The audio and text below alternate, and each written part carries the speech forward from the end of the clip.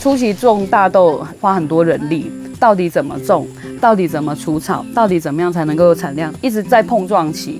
种一期哭一期，然后觉得种下去啊怎么办，卖给谁？一开始完全都不知道。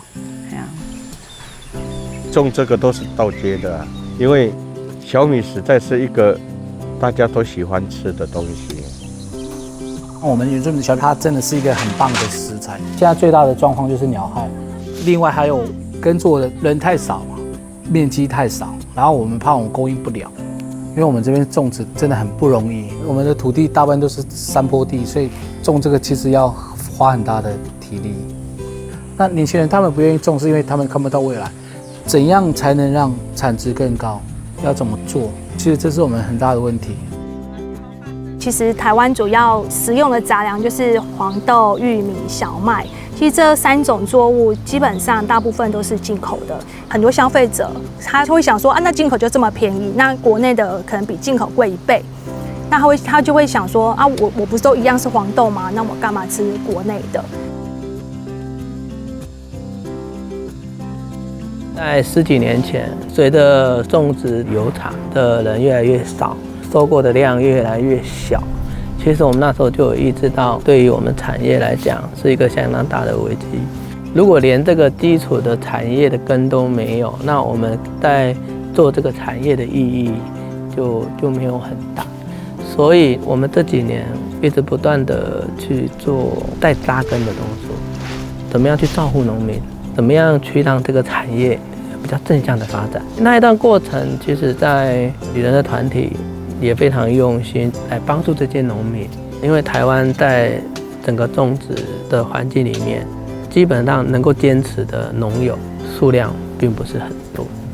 那当他有收获的时候，让他有一个通路能够发展，能够得到一些消费者的支持，让他们能够继续的去种植下去，然后他们能够影响到其他的人，是非常重要的。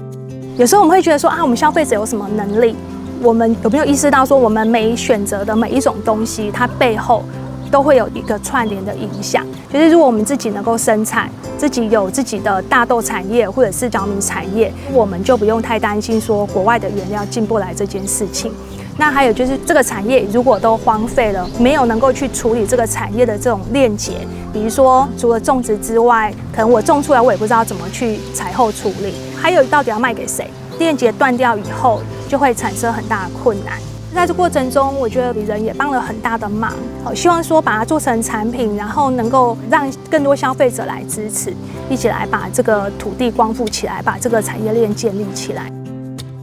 其实利用这个机会，帮农民可以销售一些创新的东西出来。以利人的角度来讲，可以帮农民去消化一些农产品。那就我们来讲，假设国产的能够供应性稳定的话，原物料的成本就算贵一点，我觉得毕竟支持国产的整个农产业发达。你这个让我相信台湾农业会越做越好。我是很希望让消费者认识小米啊，吃这个东西你就要爱这个东西，你就要认识这个东西。所以我会一直种小米，因为种植小米是会有成就感的，再加上小米跟我们排湾族文化是息息相关的，所以看到小米的成长你是非常的舒服，非常的快乐。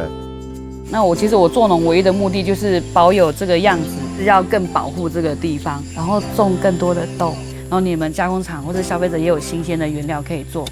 就这样一直善循环就好了。所以我会希望大家来支持台湾本产的杂粮，我这边会越走越远的路啦。